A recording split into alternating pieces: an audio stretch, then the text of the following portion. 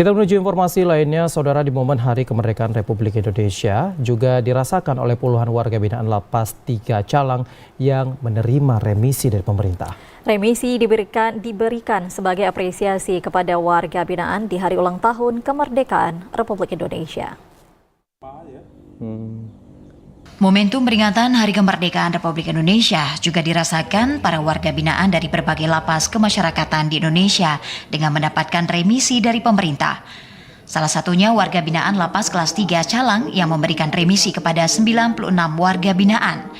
Remisi yang diberikan bervariasi tergantung lama masa hukuman yang telah dijalani dan perilaku warga binaan selama di lapas. Warga binaan yang mendapatkan remisi di lapas paling tinggi 6 bulan dan paling rendah 1 bulan. Remisi diberikan kepada narapidana yang memenuhi syarat tertentu seperti berkelakuan baik, telah menjalani sebagian dari masa hukuman dan mengikuti program pembinaan di dalam lapas.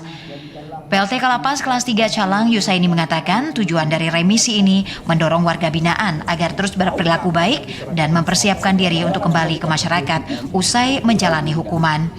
Yusaini menambahkan remisi selain sebagai apresiasi negara ke warga binaan juga sebagai program Kementerian Hukum dan HAM untuk mengatasi overkapasitas yang terjadi di seluruh lembaga pemasyarakatan di Indonesia.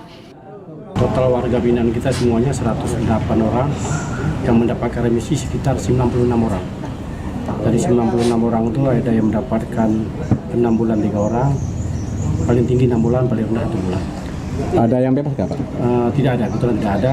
Ya, ada 1 orang warga binaan mendapatkan remisi, tinggal menjalani subsidi selama 3 bulan.